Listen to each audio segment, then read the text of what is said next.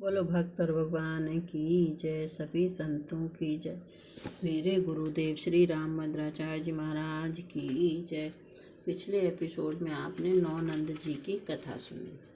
अब आप भगवान की श्री कृष्ण की लीला के सहचर ब्रजवासी गणों की कथा सुनेंगे और उनके नाम।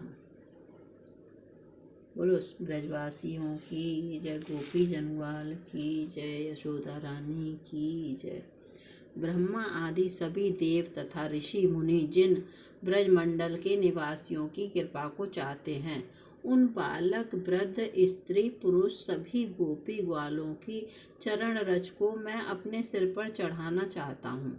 नंद गोप, उपनंद, ध्रुवनंद, धरानंद, नंद जी की पत्नी यशोदा जी, कीर्ति देने वाली वृषभानु की पत्नी कीर्ति जी, बरसाने के राजा वृषभानु जी, वृषभानु कुमारी श्री राधिका, प्रसन्न चित्ता सखियां मधुमंगल, सुबल, सुबाहु, भोज, अर्जुन, श्रीदामा और संपूर्ण ग्वाल मंडली जिनके अनेक नाम हैं, जो श्याम सुंदर श्री कृष्ण चंद्र के साथी हैं। मैं इन सब के पद की धूरी का चाहने वाला हूँ।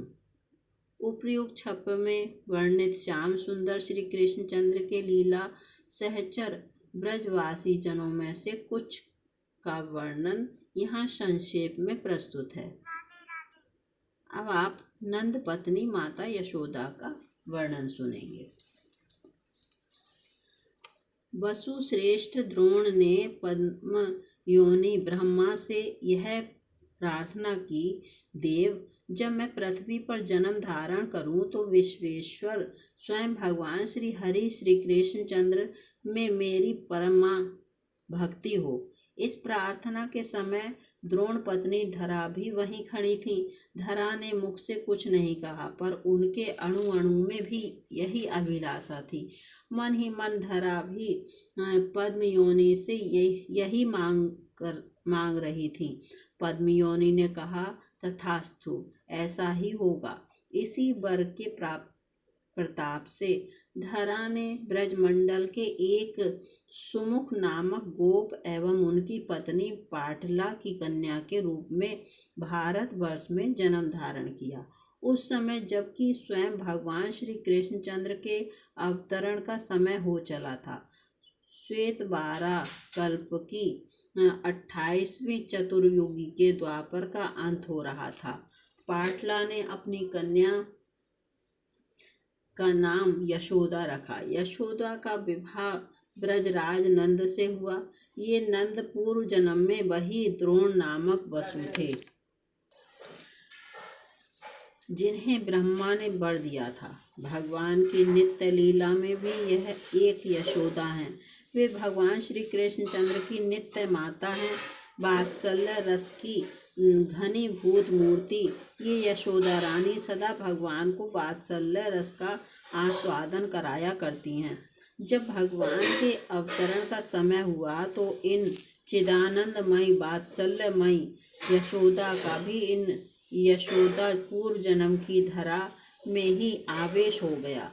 पाटला पुत्री यशोदा नित्य यशोदा से मिलकर एक मेक हो गई तथा इन्हीं यशोदा के पुत्र के रूप में आनंद कंद परब्रह्म पुरुषोत्तम स्वयं भगवान श्री कृष्णचंद्र अवतीर्ण हुए। जब भगवान अवतीर्ण हुए थे उस समय यशोदा की आयु ढल चुकी थी। अतः जब पुत्र हुआ तो फिर आनंद का कहना ही क्या। यशोदा को पुत्र हुआ है, इस आनंद में सारा ब्रजपुर निमग्न हो गया। छठे दिन यशोदा ने अपने पुत्र की छठी पूजी। इसके दूसरे दिन से ही मानो यशोदा वात्सल्य सिंधु का मंथन आरंभ हो गया। मानो स्वयं जगदीश्वर अपनी जननी का हृदय मथते हुए राशि राशि भाव रत्न निकाल कर बिखेरने लगे, बतलाने लगे, घोषणा करने लगे, जगत की देवियों, देखो, यदि तुम में से कोई मुझ पर ब्रह्म पुरुषोत्तम को अपना पुत्र बनाना चाहो तो मैं पुत्र भी बन सकता हूँ, पर पुत्र बनाकर मुझे कैसे प्यार किया जाता है, वात्सल्य भाव से मेरा भजन कैसे होता है, इसकी तुम्हें शिक्षा लेनी पड़ेगी। इसलिए इन सर्वथा अनमोल रत्नों को निकालकर मैं जगत में छोड़ दे रहा हूँ। यही तुम्हारे आदर्श होंगे। इन्हें पिरोकर अपने हृदय का हार बना लेना। हृदय आलोकित हो जाएगा। उस आलोक में आगे बढ़कर पुत्र रूप से मुझे पालोगी। अंतकाल के लिए सुखी हो जाओगी। अस्तु। कंस प्रेरित पूतना यशोदानंद को मारने आई। अपना विष पूरित स्तन यशोदानंदन के मुख में दे दिया, किंतु यशोदानंदन विषमय दूध के साथ ही पूतना के प्राणों को भी पी गए। शरीर छोड़ते समय श्री कृष्णचंद्र को लेकर ही पूतना मधुपुरी की ओर दौड़ी। उस क्षण यशोदा के प्राण भी मानो पूतना के पीछे पीछे दौड़ चले। यशोदा के प्राण तभी लौटे, तभी उनमें जीवन का संचार हुआ, जब पुत्र को लाकर गोप सुंदरियों ने उनके वक्ष स्थल पर रखा। यशोदा ने स्नेहवश उस समय परमात्मा श्री कृष्ण पर गौ पुच्छ फिराकर उनकी मंगल कामना की। तीसरा वर्णन इस प्रकार है। क्रमशः यशोदानंदन बढ़ रहे थे एवं उसी क्रम से मैया का आनंद भी प्रतिक्षण बढ़ रहा था। यशोदा मैया पुत्र को देख देख कर फूली न समाती थी। कभी पालने पर पुत्र को सुलाकर आनंद में निमग्न हो रहती थी। इस प्रकार जननी का प्यार पाकर श्री कृष्णचंद्र तो आज 81 दिन के हो गए, पर जननी को ऐसा लगता था मानो कुछ देर पहले ही मैंने अपने पुत्र का यह सलोना मुख देखा है। आज वे अपने पुत्र को एक विशाल सकट के नीचे पलने पर सुला आई थी। इसी समय कंस प्रेरित उत्कच नामक दैत्य आया, उस गाड़ी में प्रविष्ट हो गया। सकट को यशोदानंदन पर गिराकर वह उनको पीस डालना चाहता था, पर इससे पूर्व ही यशोदानंदन ने अपने पैर से सकट को उलट दिया। सक्टासुर के संसरण का अंत कर दिया। इधर जब जननी ने सकट पतन का भयंकर शब्द सुना तो ये सोच बैठी कि मेरा लाल तो अब जीवित रहा नहीं, बस ढाड़ मारकर एक बार चित्कार कर उठी और फिर सर्वथा प्राण शून्य सी होकर गिर पड़ी। बड़ी कठिनता से गोप सुंदरियां उनकी मूर्छा तोड़ने में सफल हुईं। उन्होंने आंखें खोलकर अपने पुत्र को देखा। देखकर रोती हुई ही अपने को धिक्कार देने लगी। हाय रे हाय, मेरा यह नीलमणि नवनीत से भी अधिक सुकोमल है, केवल 3 महीने का है और इसके निकट सकट हठात भूमि पर गिरकर टूट गया। यह बात सुनकर भी मेरे प्राण न निकले। मैं उन्हीं प्राणों को लेकर अभी तक जीवित हूँ। तो यही सत्य है कि मैं ब्रज से भी अधिक कठोर हूँ। मैं कहलाने मात्र को माता हूँ। मेरे ऐसे मातृत्व को, मातृवत्सलता को धिक्कार है। चौथा खंड। यशोदा रानी कभी तो प्रार्थना करती, हे विधाता, मेरा वह दिन कब आएगा जब मैं अपने लाल को घुटनों चलते देखूंगी। दूध की ततुलियां देखकर मेरे नेत्र शीतल होंगे। इसकी तोतली बोली सुनकर कानों में अमृत बहेगा। तथा कभी श्री कृष्ण चंद्र से ही निहोरा करने लग जाती। जननी का मनोरथ पूर्ण करते हुए क्रमशः श्री कृष्णचंद्र बोलने भी लगे, घुटरू भी चलने लगे और फिर खड़े होकर भी चलने लगे। इतने में वर्ष पूरा हो गया। यशोदा रानी ने अपने पुत्र की प्रथम वर्षगांठ मनाई। इसी समय कंस ने तृणाव्रत दैत्य को भेजा। वह आया और यशोदा के नीलमणि को उड़ाकर आकाश में चला गया। यशोदा अमृतवत्सा गौ की भांति पृथ्वी पर गिर पड़ी। इस बार जननी के जीवन की आशा किसी को न थी, पर जब श्री कृष्णचंद्र तृणाव्रत को चूर्ण विचूर्ण कर लौटे। गोपियां उन्हें दैत्य के छिन्न भिन्न शरीर पर से उठा लाईं तो तत्क्षण यशोदा के प्राण भी लौट आए। दैत्य के द्वारा अपहृत शिशु को पाकर महाप्रयाण मृत्यु में लीन होने पर भी यशोदा उसी क्षण वैसे ही चैतन्य हो गई जैसे वर्षा का जल पाकर इंद्र गोप बीबू बहुटी कीट की भांति जीवित हो जाते हैं।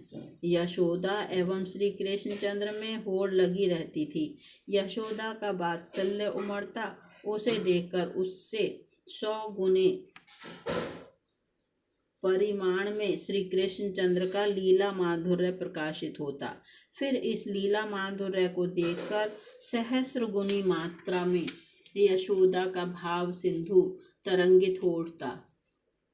इन भाव लहरियों से धुलकर पुनः श्री कृष्णचंद्र की लीला किरणें निखर उठती। क्षण भर में पूर्व जो थी उससे लक्ष्य गुणित परिमाण में चमक उठती। इस क्रम से बढ़कर यशोदा का वात्सल्य अनंत असीम अपार बन गया था। उसमें डूबी हुई यशोदा और सब कुछ भूल गई थी। केवल नीलमणि ही उनके नेत्रों में नाचते रहते थे। कब दिन हुआ, कब रात्रि आई, यशोदा को यह भी किसी के बताने पर ही भान होता था। उनको क्षण भर के लिए भाव समाधि से जगाने के लिए ही मानो यशोदानंदन ने मृत्तिका भक्षण की लीला की। श्री कृष्ण ने मिट्टी खाई, यह सुनकर यशोदा उनका मुख खुलाकर मिट्टी ढूंढने लगी और उनके मुख में सारा विश्व अवस्थित देखा। देखकर एक बार तो कांप उठी, किंतु इतने में ही श्री कृष्णचंद्र की वैष्णवी माया का विस्तार हुआ। यशोदा वात्सल्य सागर में एक लहर उठी। वह यशोदा के इस विश्व दर्शन की स्मृति को बहा ले गई। नीलमणि को गोद में लेकर यशोदा अपने प्यार से उन्हें स्नान कराने लगी। यशोदा भूली नहीं रहती थी, पर दिन तो पूरे होते ही थे। यशोदा के अनजाने में ही उनके पुत्र की दूसरी वर्षगांठ भी आ पहुंची। फिर देखते देखते ही उनके नीलमणि 2 वर्ष 2 महीने के हो गए। पर अब नीलमणि ऐसे इतने चंचल हो गए थे कि यशोदा को एक क्षण भी चैन नहीं। गोपियों के घर जाकर तो न जाने कितने दही के भांड फोड़ ही आया करते थे। एक दिन मैया का वह दही भांड भी फोड़ दिया जो उनके कुल में बरसों से सुरक्षित चला आ रहा था। जननी ने डराने के उद्देश्य से श्री कृष्णचंद्र को उखल में बांधा। सारा विश्व इस बंधन को निमित्त बनाकर यशोदा के नीलमणि ने 2 अर्जुन वृक्षों को जड़ से उखाड़ दिया। फिर तो ब्रजवासी यशोदानंदन की रक्षा के लिए अतिशय व्याकुल हो गए। पूतना से, सकट से, तृणाव्रत से, वृक्ष से इतनी बार तो नारायण ने नीलमणि को बचा लिया। अब आगे यहाँ इस गोकुल में तो एक क्षण भी नहीं रहना चाहिए। गोपों ने परामर्श करके निश्चय कर लिया, बस इसी क्षण वृंदावन चले जाना है। यही हुआ। यशोदा अपने नीलमणि को लेकर वृंदावन चली आई। वृंदावन आने के पश्चात श्री कृष्णचंद्र की अनेकों भुवन मोहिनी लीलाओं का प्रकाश हुआ। उन्हें गोप बालकों के मुख से सुन सुनकर तथा कुछ को अपनी आंखों से देखकर यशोदा कभी तो आनंद में निमग्न हो जाती, कभी पुत्र की रक्षा के लिए उनके प्राण व्याकुल हो उठते। श्री कृष्णचंद्र का 3रा वर्ष अभी पूरा नहीं हुआ था, फिर भी वे बछड़ा चराने वन में जाने लगे। वन में बकासुर आदि को मारा। जब इन घटनाओं का विवरण जननी सुनती थी तो पुत्र के अनिष्ट की आशंका से उनके प्राण छटपट करने लगते। 5वें वर्ष की शुक्लाष्टमी से श्री कृष्णचंद्र का गोचारण आरंभ हुआ तथा इसी वर्ष ग्रीष्म के समय उनकी कालिया दमन लीला हुई। कालिया के बंधन में पुत्र को बंधा देखकर यशोदा की जो दशा हुई थी उसे चित्रित करने की क्षमता किसी में नहीं। छठे वर्ष में जैसी जैसी विविध मनोहारिणी गोष्ठ क्रीड़ा श्री कृष्णचंद्र ने की उसे सुनकर यशोदा को कितना सुख हुआ था इसे भी वर्णन करने की शक्ति किसी में नहीं। 7वें वर्ष धेनुक वध की घटना हुई। 8वें वर्ष गोवर्धन धारण की लीला हुई। 9 वर्ष में सुदर्शन का उद्धार हुआ। 10वें वर्ष अनेकों आनंदमयी बाल क्रीड़ाएं हुई। 11वें वर्ष अरिष्ट वध हुआ। 12वें वर्ष के गौण फाल्गुन मास की द्वादशी को केसी दैत्य का उद्धार हुआ। इन अवसरों पर यशोदा के हृदय में हर्ष अथवा दुख की जो धाराएं फूट निकलती थीं उनमें यशोदा स्वयं तो डूब ही जाती, सारे ब्रज को भी निमग्न कर देती थी। इस प्रकार 11 वर्ष 6 महीने यशोदा रानी के भवन को श्री कृष्णचंद्र आलोकित करते रहे, किंतु अब यह आलोक मधुपुरी जाने वाला था। श्री कृष्णचंद्र को मधुपुरी ले जाने के लिए अक्रूर आ ही गए। वही फाल्गुन द्वादशी की संध्या थी। अक्रूर ने आकर यशोदा के हृदय पर मानो अति क्रूर वज्र गिरा दिया। सारी रात ब्रजरानी यशोदा को समझाते रहे, पर यशोदा किसी प्रकार भी सहमत नहीं हो रही थी। किसी हालत में पुत्र को कंस की रंगशाला देख आने की अनुमति नहीं देती थी। आखिर योग माया ने माया का विस्तार किया। यशोदा भ्रांत हो गई। अनुमति तो उन्होंने फिर भी नहीं दी, पर अब तक जो विरोध कर रही थीं वह ना करके आंसू ढालने लगी। विदा होते समय यशोदा रानी की जो करुण दशा थी उसे देख देख कर कौन नहीं रो पड़ा। आह, व्याकुल हुई यशोदा यात्रा के समय करने योग्य मंगल कार्य भी नहीं कर रही थी। इतनी भ्रांत चित्त हो गई है कि अपने वात्सल्य के उपयुक्त पुत्र को कोई पाथ्य राह खर्च तक नहीं दे रही हैं, देना भूल गई हैं। श्री कृष्णचंद्र को हृदय से लगाकर निरंतर रो रही हैं। उनके जस्र अश्रु प्रवाह से भूमि पंकिल हो रही है। रथ श्री कृष्णचंद्र को लेकर चल पड़ा। रथ चक्रों पहियों के चिन्ह भूमि पर अंकित होने लगे, मानो धरा रूपिणी यशोदा के छिदे हुए हृदय को पृथ्वी देवी व्यक्त कर रही थी। श्री कृष्णचंद्र के विरह में जननी यशोदा की क्या दशा हुई, इसे यथार्थ वर्णन करने की सामर्थ्य सरस्वती में भी नहीं। यशोदा मैया वास्तव में विक्षिप्त हो गईं। जहाँ श्री कृष्णचंद्र रथ पर बैठे थे वहाँ प्रतिदिन चली आती। उन्हें दिखता अभी अभी मेरे नीलमणि को अक्रूर लिए जा रहा है। वे चित्कार कर उठती, अरे क्या ब्रज में कोई नहीं जो मेरे जाते हुए नीलमणि को रोक ले, पकड़ ले। वह देखो रथ बढ़ा जा रहा है, मेरे प्राण लिए जा रहा है, मैं दौड़ नहीं पा रही हूँ। कोई दौड़कर मेरे नीलमणि को पकड़ लो भैया। कभी जड़ चेतन पशु पक्षी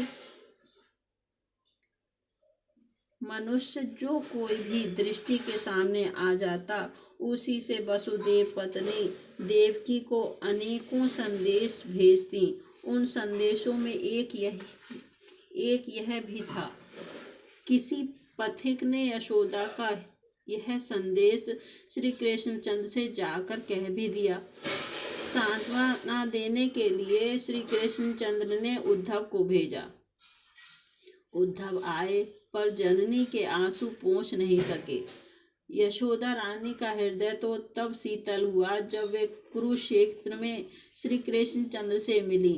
राम श्याम को हृदय से लगाकर गोद में बैठाकर उन्होंने नव जीवन पाया। कुरुक्षेत्र से जब यशोदा रानी लौटी तो उन्हें ऐसा लग रहा था कि जैसे उनके नीलमणि उनके साथ ही वृंदावन लौट आए हैं। यशोदा का उजड़ा हुआ संसार फिर से बस गया। श्री कृष्णचंद्र अपनी लीला समेटने वाले थे, इसीलिए अपनी जननी यशोदा को भी पहले से भेज दिया। जब वृषभानुनंदिनी गोलोक विहारिणी श्री राधा किशोरी को वे विदा करने लगे तो गोलोक के उसी दिव्याति दिव्य विमान पर जननी को भी बिठाया तथा राधिका किशोरी के साथ ही यशोदा अंतर ध्यान हो गई, गोलोक में पधार गई। बोलो श्री यशोदा मैया की जय, सभी गोपालों की जय, सभी संतों की जय। मेरे गुरुदेव श्री रामभद्राचार्य जी महाराज की जय। अगले एपिसोड में आप जगत जननी श्री राधा गोलोक में आविर्भाव का वर्णन सुनेंगे। बोलो राधा रानी की जय।